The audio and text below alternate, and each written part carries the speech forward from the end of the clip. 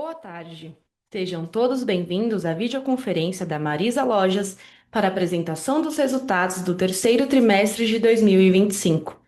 Informamos que esse evento está sendo gravado e a apresentação está disponível no site de RI da Marisa Lojas SA.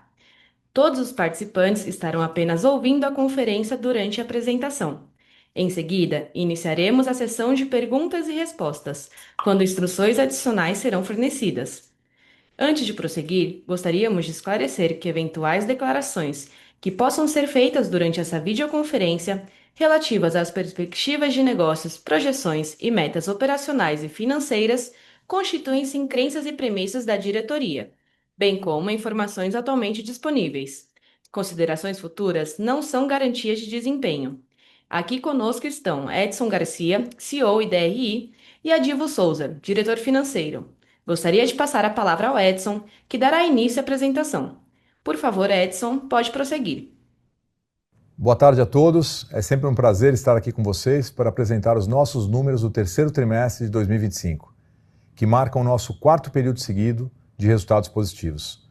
Os indicadores desse trimestre continuam demonstrando a força da nossa disciplina de execução das nossas iniciativas estratégicas, que definimos para o triênio de 2025 a 2027. Tivemos um trimestre de progresso e números que reforçam o nosso compromisso com a construção de uma empresa mais eficiente, mais rentável e mais geradora de valor. Aqui ao meu lado está o Adivo Souza, o nosso CFO, que daqui a pouco vai explicar os nossos indicadores financeiros. Iniciando aqui a nossa apresentação, trago os destaques e reforço que já são 4 trimestres consecutivos de resultados consistentes desde o último trimestre de 2024. A nossa receita líquida chegou a 332 milhões de reais no trimestre e 1 bilhão nos últimos 9 meses, o que representa um crescimento de 12,5% nas vendas nas mesmas lojas comparado com o mesmo período do ano anterior. Olhando especificamente para esse trimestre e fazendo a relação com o mesmo período do ano passado, tivemos uma pequena retração de 3,5% nas vendas, que se deu também por conta de um fator muito positivo, que foi o nosso excelente resultado no trimestre anterior, com um crescimento de 23,3% sobre o ano passado, em especial na coleção de inverno, o que fez com que entrássemos um pouco mais desabastecidos nessas categorias para o início do terceiro trimestre, juntamente com um clima mais frio nesse ano que se prolongou por mais tempo que o habitual. Em contrapartida, aqui ao lado, podemos ver que tivemos um importante avanço e resultado na nossa margem. Crescemos 4,7 pontos percentuais, chegando a 51,2% versus 46,5% no ano anterior. Esse crescimento reflete a eficiência na gestão das compras e dos nossos estoques, e principalmente um melhor equilíbrio das promoções nesse período de liquidação de inverno. Um outro destaque importante que não posso deixar de citar é o setor infantil, que evoluiu 46,3% na receita das mesmas lojas no período, reforçando a nossa estratégia e posicionamento de uma loja com sortimento mais completo para a mulher e toda a sua família. Avançando um pouco mais aqui nos nossos destaques, tivemos mais um resultado positivo no controle das nossas despesas. Continuamos muito disciplinados e focados na austeridade e melhoria contínua aqui na Marisa.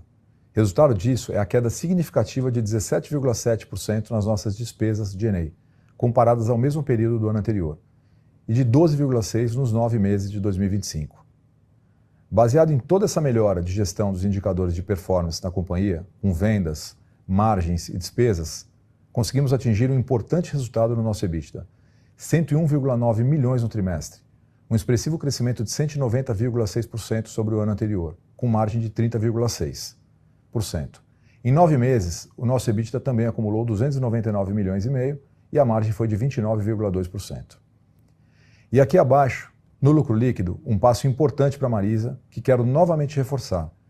É o 4º trimestre consecutivo que entregamos um resultado positivo, com lucro líquido de 5,8 milhões nesse trimestre, demonstrando consistência nas nossas ações e uma geração sustentável e contínua de valor. Agora, avançando um pouco mais aqui na nossa apresentação, quero falar sobre o pilar central da nossa estratégia, que é a mulher no centro. Temos aqui na Marisa o compromisso de cuidar de cada cliente como se ela fosse única, entregando o nosso melhor todos os dias. Falamos continuamente sobre esse tema aqui na empresa, com todos os nossos colaboradores. E seguimos focados no nosso propósito de vestir sonhos e fortalecer conquistas.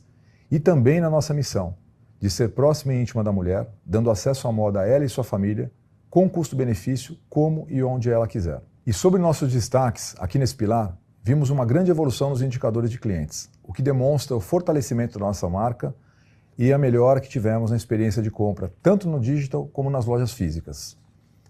Além disso, tivemos a integração do CRM com uma nova plataforma da Salesforce, que consolidou uma visão unificada de cada CPF e que permitiu comunicações mais personalizadas e assertivas.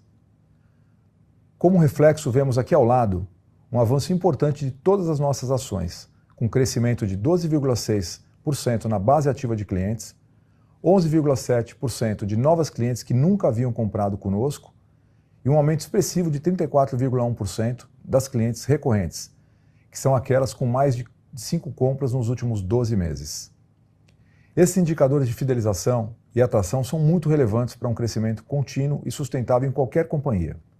E nós aqui na Marisa continuamos muito focados e disciplinados nesse tema, com reuniões semanais com a alta liderança, avaliando diagnósticos de pesquisas e desenvolvendo planos de ação na busca de melhorias constantes. Como reflexo desses esforços e do foco na cliente, tivemos também um aumento expressivo de 11,5 pontos percentuais no nosso NPS. E agora no pilar Loja com Alma, também temos importantes avanços. Como acabei de comentar, o NPS evoluiu consideravelmente, reflexo das ações de atendimento nas lojas, bem como em toda a jornada de compras. Uma ação fundamental foi a revisão e o relançamento do treinamento Jeito Marisa de Atender, junto com a criação das estrelas do atendimento, que são os colaboradores destaques nesse tema nas lojas e que lideram esse movimento em suas unidades, com foco em um atendimento mais alegre e acolhedor. Uma importante evolução também nesse período foi a segmentação das nossas lojas, considerando características individuais como tamanho, localização, se é de rua ou se é de shopping, regionalização. E dessa forma conseguimos ter uma melhor direção na exposição de produtos, nas ações na entrada de loja, precificação e também na comunicação. No canal digital nós continuamos evoluindo bem, implementamos a precificação dinâmica, que tem trazido uma maior rentabilidade e eficiência para esse canal. Evoluímos também na experiência Omnichannel, através do Ship from Store e do Clique Retire. Ambos já representam mais de 30% das escolhas das nossas clientes, com um índice de recompra de 20%. E agora sobre o cartão Marisa, faço questão de destacar a importância desse meio de pagamento. Ele é um habilitador importante de acesso e de compra para a nossa cliente, onde o ticket médio é praticamente o dobro de outras modalidades como Pix, débito e dinheiro. Aqui tivemos bons resultados nessa frente em parceria com a Credit System, destacando as ações de relacionamento que fizemos em conjunto a fim de prospectar e fidelizar mais consumidores. Os números do cartão Marisa mostram que estamos evoluindo bem. Tivemos uma participação nesse meio de pagamento que representou 27,4% das nossas vendas no trimestre, com um grande crescimento na base ativa de clientes, que são clientes com compras em 12 meses, com crescimento de 30,5%, atingindo a marca de 1.100.000 cartões ativos. E aqui, fechando os nossos pilares, falo de quem faz e acontece, que são as nossas pessoas. Durante o terceiro trimestre, fortalecemos a gestão de desempenho com o lançamento do novo ciclo de avaliação 360 graus. Reformulamos a Unimarisa, que é a nossa plataforma de comunicação e treinamento para aumentar a eficiência e engajamento dos nossos colaboradores, baseado nos nossos valores e na nossa cultura. Realizamos também a Semana do Compliance. Atualizamos a cartilha de diversidade e promovemos palestras com nossos grupos de afinidade. Na frente de SG, avançamos na implementação das normas IFRS S1 e S2, finalizamos os inventários de gases de efeito estufa e avançamos também no nosso primeiro relatório de sustentabilidade.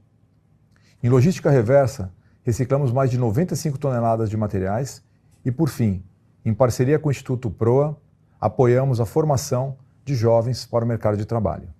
E agora, eu quero aproveitar e convidar o nosso CFO Adilvo para apresentar os destaques financeiros. Boa tarde a todos e a todas. Mais uma vez, obrigado por acompanharem o nosso call de resultados referente ao terceiro trimestre de 2025. Nós vamos iniciar a apresentação compartilhando com vocês aqui os destaques do trimestre. Antes de começar a falar dos resultados específicos do terceiro TRI, eu queria iniciar destacando o crescimento de 12,5% da receita de vendas deste ano, no conceito de Same-Store Sales, relativamente aos primeiros 9 meses do ano passado. Esse aumento foi acompanhado da evolução da margem bruta, como vou explicar mais adiante. Esse resultado simboliza claramente o avanço consistente da Marisa nesse período. Quando a gente olha para o terceiro trimestre, as vendas do período ficaram quase em linha com as vendas do mesmo período do ano anterior, com ligeira retração de 3,5% no critério mesma loja, como o Edson já havia comentado na fala dele. O nosso desempenho nesse trimestre não alterou a trajetória de crescimento da companhia. Cumprimos à risca a execução disciplinada do nosso planejamento estratégico. O que ocorreu com a receita nesse trimestre refletiu principalmente a dinâmica distinta de clima na comparação com 2024, com impacto importante em nossas vendas. Naquele momento, nós decidimos não aumentar o volume de pedidos de itens invernais, avaliando o risco e o retorno entre a perda de oportunidade de vendas e o possível excesso de estoque. No entanto, as temperaturas se mantiveram mais frias no terceiro trimestre, o que, aliado à nossa relevante exposição na região sudeste e o início da primavera mais fria este ano, ocasionou uma perda de oportunidade de vendas. Eu sempre falo e destaco, a performance de vendas precisa ser olhada como filme, não como uma foto. Quando você olha para fotos nesse período, você pode ter conclusões muito distorcidas, tanto para cima quanto para baixo, porque tem a dinâmica de temperatura e tem uma dinâmica de baseline também. Bom, a seguir eu destaco a evolução da margem bruta. Seguimos novamente com forte expansão da margem bruta no terceiro trimestre, mesmo com custos inflacionados e o cenário de juros altos. Crescemos próximos a 5 pontos percentuais em relação ao terceiro trimestre do ano passado, em função de melhor escolha de mix de produtos, de melhoria do assortment, de produtos por loja, com impacto na redução significativa do markdown.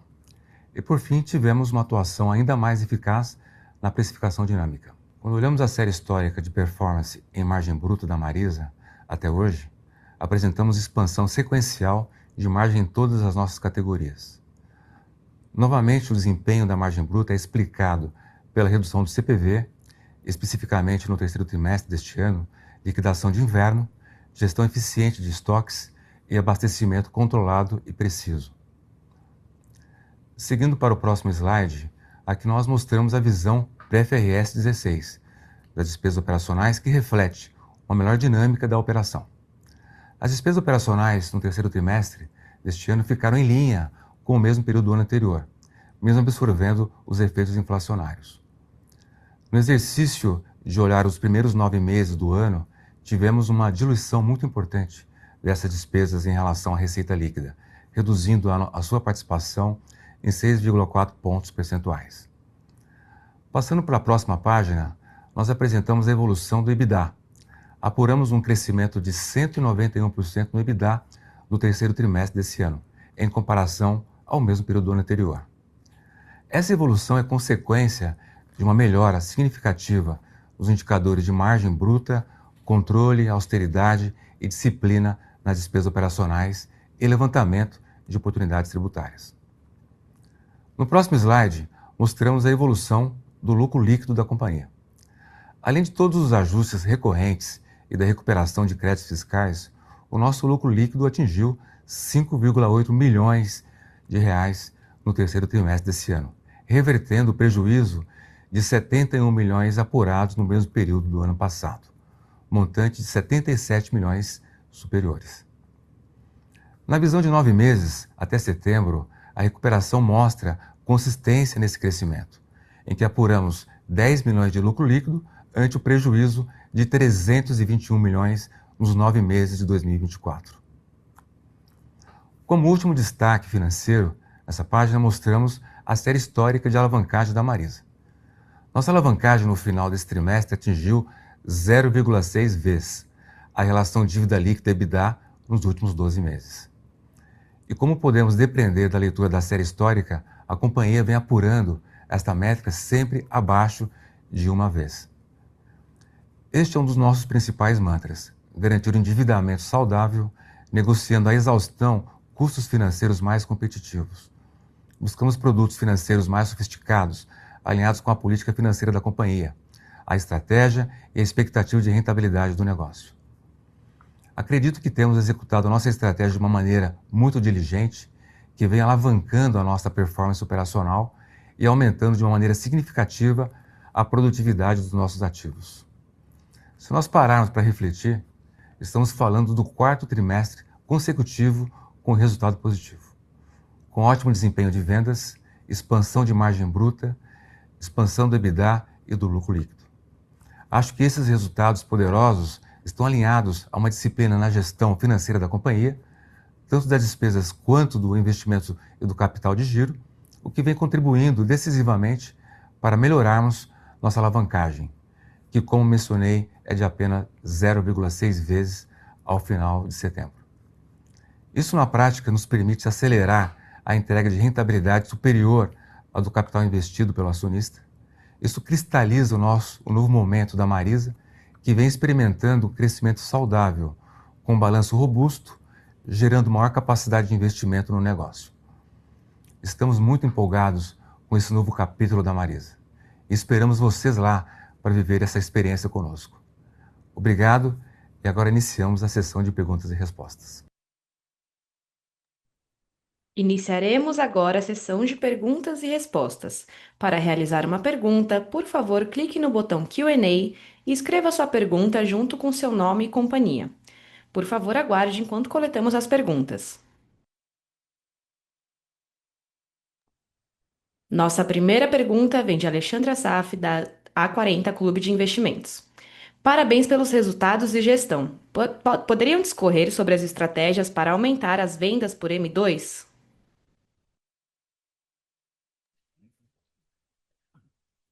Oi, Alexandre.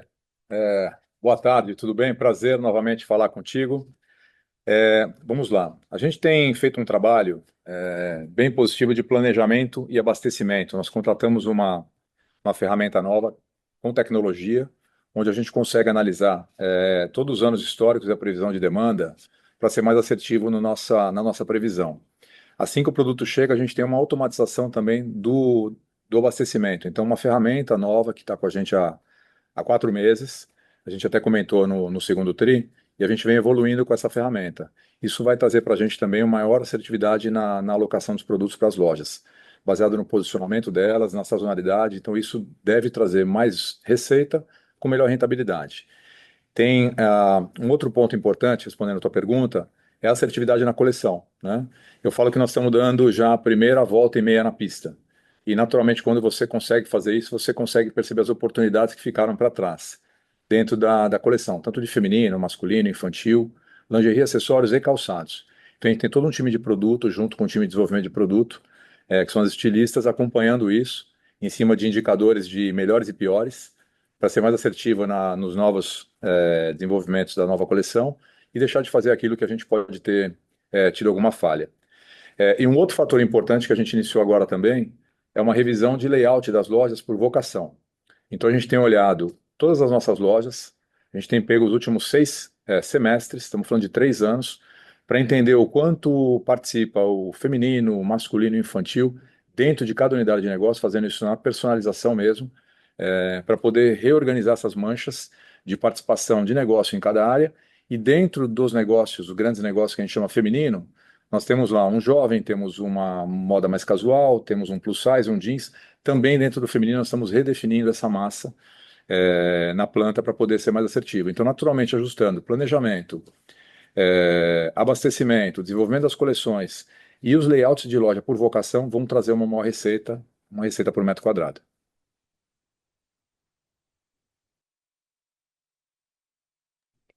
A segunda pergunta do Alexandre é: após a emissão das notas comerciais, a companhia considera a estrutura de capital confortável para continuar operando com a máxima força? Alexandre, tudo bem? Muito obrigado aí pela tua participação, sempre conosco aqui no nosso call. Seja bem-vindo novamente.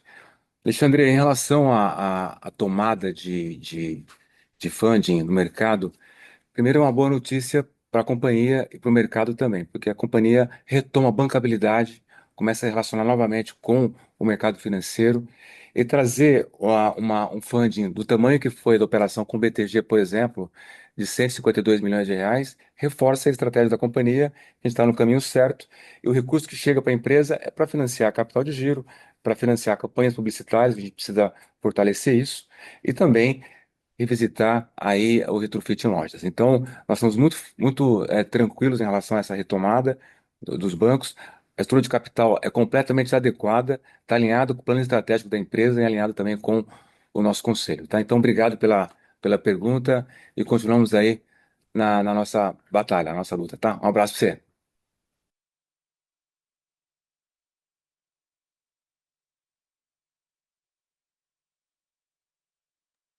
Aguarde um momento enquanto coletamos as perguntas.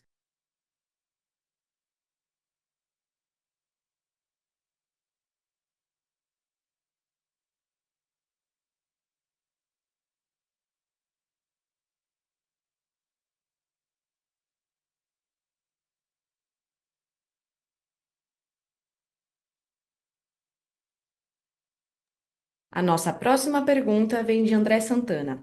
Poderiam comentar por que as despesas financeiras são tão altas mesmo com baixo endividamento?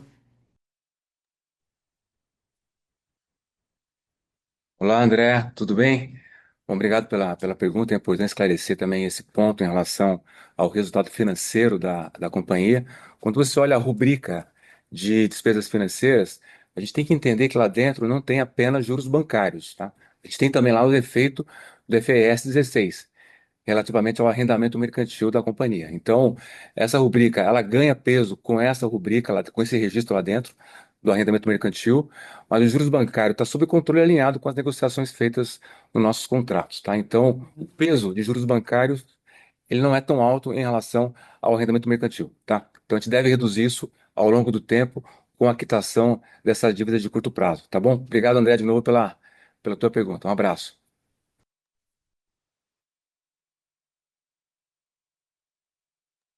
A nossa próxima pergunta é: apesar dos números positivos destacados por vocês, a companhia apresentou um maior endividamento? Gostaria que falasse a respeito.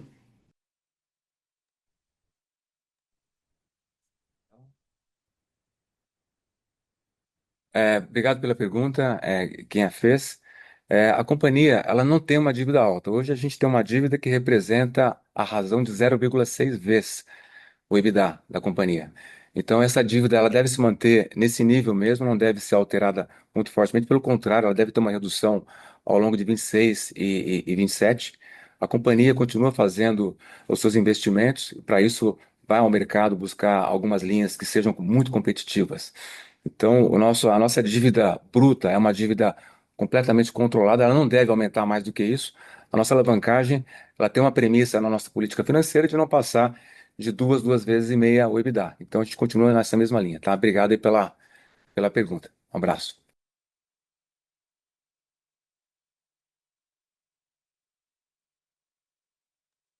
Aguarde um momento enquanto coletamos as perguntas. Nossa próxima pergunta vem de Talita Nascimento. Gostaria de saber como estão as conversas com os bancos para novas fontes de financiamento da companhia. A empresa ainda tem trabalhado muito com crédito a curto prazo. Oi, Thalita, tudo bem? Obrigado pela tua pergunta também, super importante. A companhia, nos últimos meses, ela celebrou alguns contratos de curto prazo, até por conta de operações de risco sacado. Então, essas operações, elas foram linhas que já estavam previstas no nosso planejamento financeiro, tá? Mas são linhas de curto prazo, deve se encerrar em meados de 26, especialmente no primeiro semestre, com o compromisso de devolver alguns avais e garantias para o negócio. Então, essas operações de curto prazo serão liquidadas agora em 2026. A nossa ideia é não fazer mais operações de curto prazo, foi mais uma estratégia por esse período, e sim celebrar contratos de mais longo prazo com custo financeiro também mais competitivo, tá? Então, esse foi só um momento em que a gente tomou a decisão de buscar essas linhas para financiar risco sacado, tá? A fornecedores, tá bom? Obrigado pela pergunta, Thalita. Um abraço para você. Nossa próxima pergunta vem de Alexandra Saf, da A40 Clube de Investimento. Como está a dinâmica do ambiente concorrencial, inclusive dos asiáticos? Alexandre, obrigado novamente pela pergunta. É, Concorrência para a gente é sempre um fator positivo, né? Nos movimenta, nos faz cada dia buscar ser melhor e ser mais competitivo, desde que seja de uma forma isonômica. E é assim que a gente acredita. A gente tem feito um trabalho aqui muito importante de analisar o nosso calendário comercial e nosso calendário promocional, sempre analisando os nossos concorrentes diretos e indiretos, também dos últimos 2 anos, as campanhas que foram feitas por quinzena dentro de cada mês. Então ali a gente consegue entender um pouco a estratégia de cada concorrente e daí definir a nossa estratégia. A gente tem feito isso, inclusive o calendário de 2026, nós já estamos fazendo isso, entendendo como cada um se posicionou nos momentos e para poder fazer e definir o nosso calendário. A gente está muito competitivo nos nossos negócios, né, em termos de posicionamento de preço, posicionamento de sortimento, questão de comunicação frente de loja, segmentação que a gente fez, eu comentei aqui no call, sobre a segmentação de loja de rua, loja de shopping, loja que é um pouco mais high, medium ou low. Então, tem toda uma segmentação para a gente montar essa loja de acordo com aquele mercado, né, e com a concorrência local. Então, a gente tem sido bem competitivo. Concorrência, como eu comentei, é um fator sempre positivo, né? E com os asiáticos a mesma coisa. A gente tem hoje preços muito competitivos. Quando essa cliente nossa ela compara o nosso preço e o preço de um produto em uma plataforma asiática, o preço é muito competitivo. Então, às vezes, não vale a pena ela arriscar comprar uma plataforma, sabendo que pode demorar para chegar, pode não servir, e ela não conhece tanto a qualidade. Conosco, ela já está na loja, ela entende a qualidade, ela pode comprar, experimentar. Como o preço é muito próximo, vale a pena estar com a gente. Tá? Então, a gente acompanha isso, mas nós estamos muito competitivos para concorrer com todos os nossos players aí que estão próximo a gente. Nossa próxima pergunta vem do Sebastião Laguarda. Boa tarde a todos e parabéns pelos resultados. Adilvo, você mencionou há instantes a quitação de dívida a curto prazo. Podemos trabalhar com o cenário de um novo aporte por parte do controlador, que equacionaria também o descasamento entre ativos e passivos do circulante? Obrigada desde já. Olá, Sebastião, tudo bem? Obrigado pela pergunta importante. Eu acho que a tua pergunta remete muito ao nosso desempenho no resultado operacional da companhia. O resultado operacional da companhia tem sido consistente, tem sido positivo. Não há previsão de aporte de capital do acionista. Nós temos aqui, eu e o Edson, obrigação por dever de ofício de buscar recursos no mercado sem necessidade de fazer aporte do nosso controlador. Então, a gente tem aqui uma obrigação como executivo da companhia, em buscar essas linhas se houver necessidade. Então, quando eu olho para o nosso fluxo de caixa saudável, eu não vejo nenhuma necessidade premente para poder buscar recursos, tá? Em relação a essa questão do passivo circulante, ele vai ser corrigido ao longo do tempo. A companhia, por conta até do plano estratégico de adensamento das lojas, eu preciso aumentar as minhas compras. E quando eu negocio com o fornecedor prazo, eu aumento a minha linha, a minha rubrica de passivo circulante. Então, por essa razão, até já remetendo a uma dúvida que há em relação a esse desequilíbrio, isso vai se corrigir ao longo do tempo, porque você começa a esvaziar um pouco mais a linha de fornecedores de curto prazo, e por consequência disso, você começa a ter mais equilíbrio entre o ativo um pouco maior do que o passivo e afasta esse capital circulante negativo que hoje a gente tem no balanço, tá bom? Mas obrigado, Sebastião, pela pergunta, super bacana aí. Novamente, obrigado pela tua participação, tá? Um abraço. Encerramos nesse momento a sessão de perguntas e respostas. Gostaria de retornar a palavra aos diretores para suas considerações finais. Obrigado novamente a todos pela participação aqui no nosso call. Eu quero reforçar que estamos muito comprometidos e focados na consistência da execução do nosso planejamento estratégico, eu, a Dilva e toda a nossa equipe. Agradecer aqui o apoio de todos os acionistas, de todos os nossos parceiros comerciais, as nossas clientes que nos prestigiam todos os dias e o nosso time que está incansável, diariamente aqui fazendo o melhor trabalho para fazer da Marisa uma empresa mais forte. Então, estamos muito focados no nosso plano, tá? Muito obrigado, um grande abraço a todos e até a próxima. Obrigado, pessoal. O conference call da Marisa está encerrado. Agradecemos a participação de todos e tenham um ótimo dia.